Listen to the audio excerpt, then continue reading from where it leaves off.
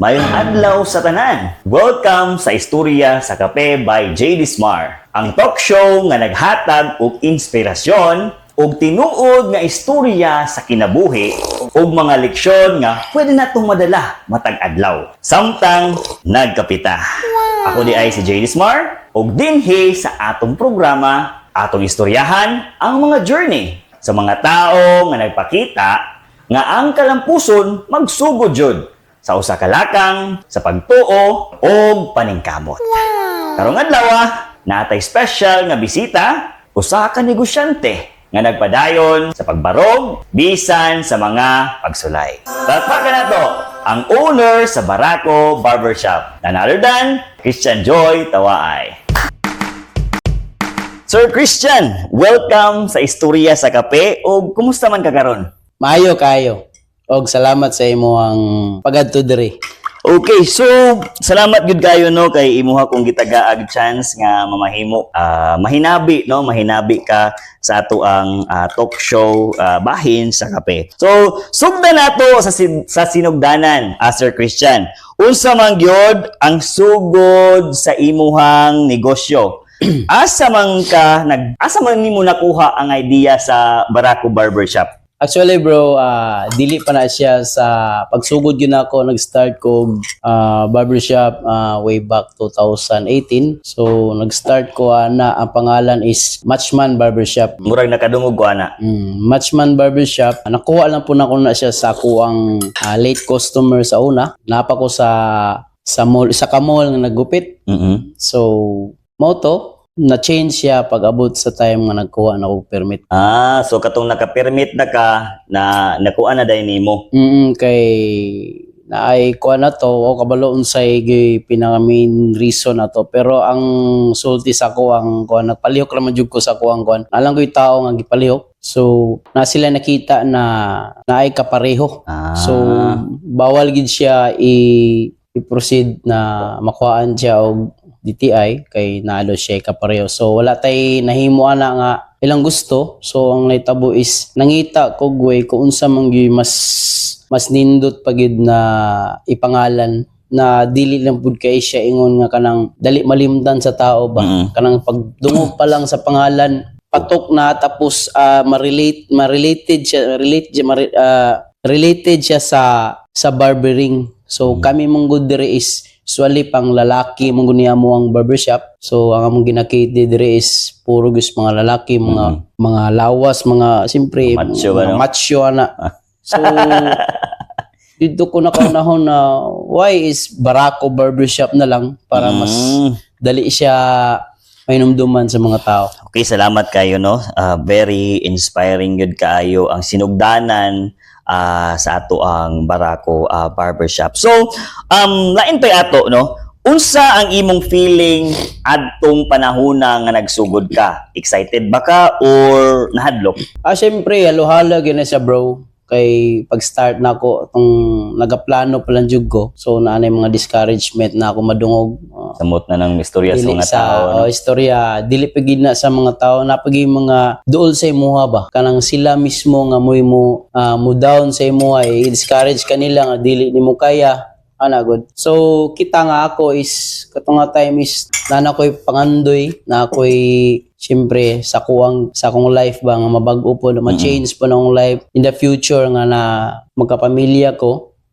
Dili po ko gusto nga kanang inganir ako, employer ako. So, nangita ko way, nagtrabaho ko maayo, so nangita ko kanang kwarta para i-finance na ako. So, mo to, naikahadlok pero nag-level up jud ang kaning pangandoy ba, atong dreams jud na akong dreams atong nga time. Gusto pug ko magkasarili, gusto po na ako ma-feel ba nga unsay feeling na kanang nakay kaugalingon, same time nakay family freedom, money freedom, sa sarili nimo, nakay freedom sa sarili nimo nga walay magbuot sa imong oras. Kontrolado ni mo ang tanan. So, isa po na siya bro nga ako ang pangandoy po.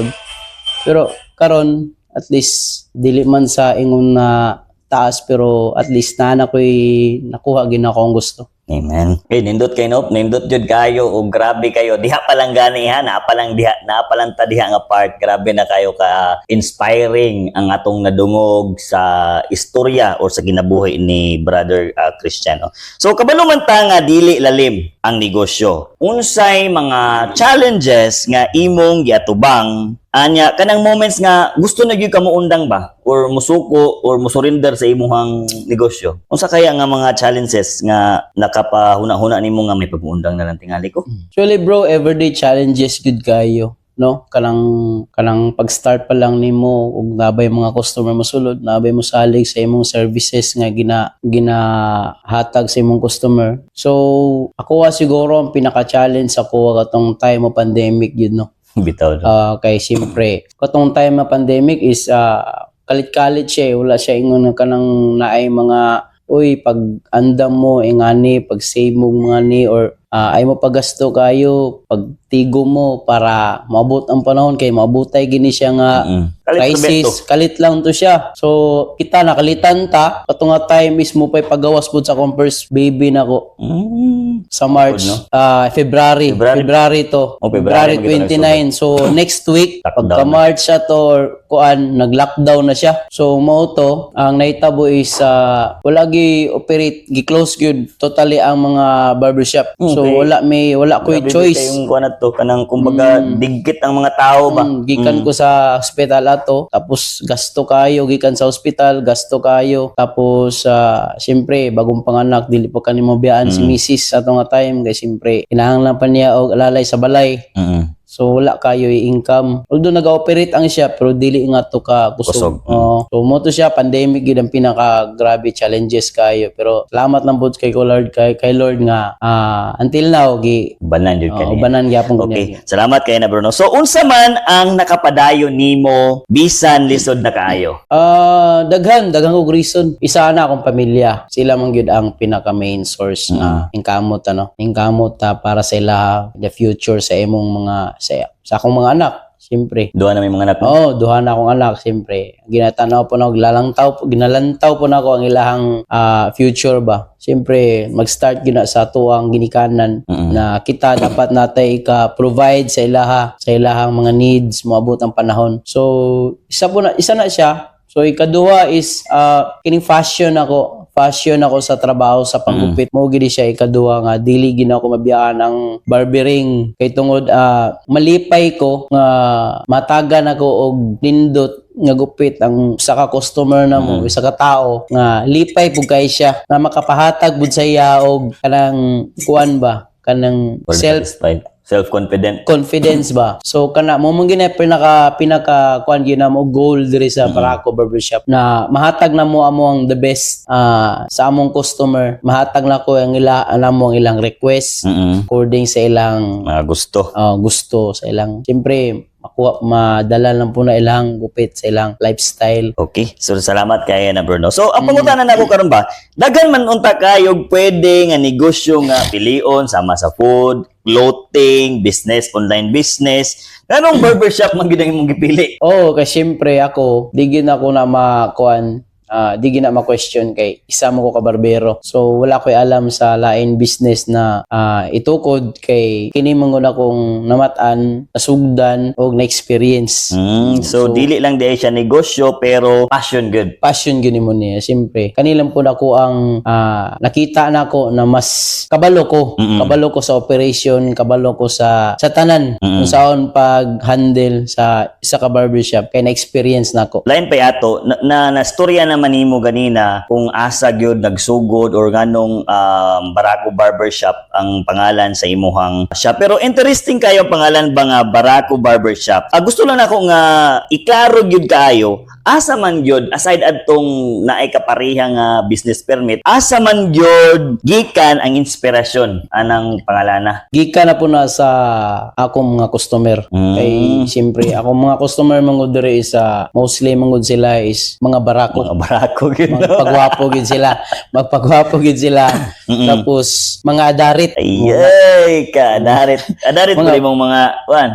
Automatic mo may manudlo pod. Tuluan pod sila. Unsa ang pag-adarit. Wow. Bitaw. Siyempre diha jud nasugdan. Diha jud nasugod ang kwan. So nice kayo no nga murag nagrepresent gyud og kusog, confident og pagkalalaki. Okay, tawag barako gud no. So lalaki gyud kayo.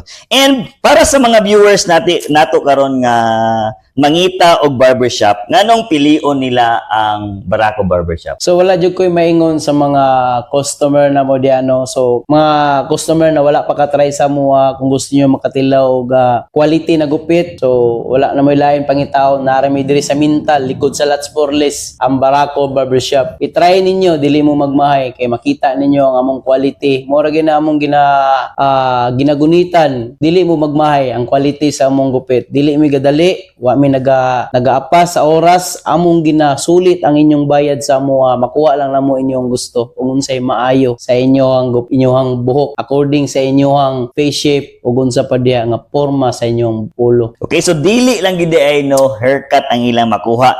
Experience gyud ay ang ginahatag ninyo.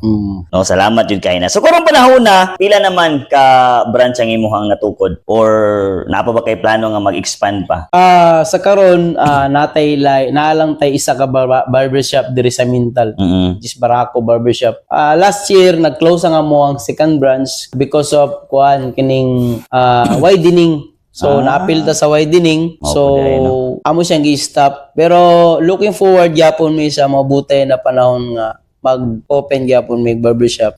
So grabe no, grabe gikan sa gamay nga nagsugod padulong nga mas didako kabalo man gyud ko nga nakasulod naman ko atong gamay pagkining pagsugod ni mo aning grabe pag yun kay karon nga kaning atong place karon nga murag dako murag times 2 man tong dito no. Gikan sa gamay nga nagsugod padulong sa mas daghang opportunity. Grabe gyud kayo ka-inspiring ang imong istorya. Malahi na punta no. Kay sige naman tag negosyo atong giisgutan. So lahi man gud ang negosyante sa balay kumpara sa trabaho. Kinsa man si Christian Joy isip anak, asawa ug amahan. So dira sa balay kadula ko sa akong mga anak, kabanding ko sa akong asawa sa ilang tanan. Kay so nindot kayo paminaw no nga bisan busy ka sa negosyo, naagi hapon kay balanse no or balance sa pamilya. So dagha gusto magsugod og negosyo pero mahadlok. Unsa may advice nimo para sa mga gusto mo sugod sama sa imong kaagi? Para lang sa kuha no, ang experience nako isip na nagtukod po og business. Dili sila magunahuna nga dali ra kayo ang mag-business. Butang nila silang hunahuna permente na risky kay ni, kumbaga challenge kayo ang pagtugod labo na pag-start nimo sa business. Pero start lang na siya. Nagi times nga di jud ta paboran sa panahon. Pero nasugda naman nato, ato gid siyang i-push na dili ta ma-discourage. Mo lagi na pinaka number 1 di ta ma-discourage nga naay mga maabot na yung mga challenges, mga discouragement. Di lang gid ta muundang. So nasugda naman nato, ito naging humanon. O dili ta mag-expect dayon sa mabalik sa atuwa dayon ang atong mga kapital unsa pa diha nga atong nagasto. Kay layo pa jud kay na siya sa tinuod. So nag-start pa lang ta, di ta magunahon na sa income. Magunahuna gid ta sa mga unsay maayong himuon para mas mulambo pa atong business. Everyday challenges kayo. Saan po datong i-post. Marketing yun ang pinaka-importante. Market. So mo na siya. Importante, maay gid ta dala sa kwarta. Sa kwarta gid ang pinaka-kuan diya. Kay mo na siya ang source. Kung sa mga plano nimo ni na to kaning natawag na to nga tawagan ni. Lihokon jud. Lihokon gyud na to. Okay. So kumbaga consistency, faith ug hard work gyud di ay ang key para makuha nato ang goal nato no sa ato ang kinabuhi. So daghan kay salamat no Sir Christian Joy sa pag-share sa imuhang inspiring journey dinhi sa istorya sa kape by J. Dismar. Dako kayo og inspirasyon no sa atong mga viewers nga nagdamgo usab nga maghimo og negosyo og mulambo gyud sa ilang kinabuhi. So sa tanang nagtan-aw, hinumdumi nga ang kalampusan dili kalit, no? Hinumdumi nga kinahanglan jud nato trabahuan. Kung ato siyang gipangandoy, kinahanglan nga atong padayunon, no? Kinahanglan nga atong padayunon og ato ang tuuhan nga atong maangkon. Ako si JD Smar ug kita-kita na punta sa sunod nga episode dinhi sa ato ang segment sa istorya sa kape ug daghan kayong salamat.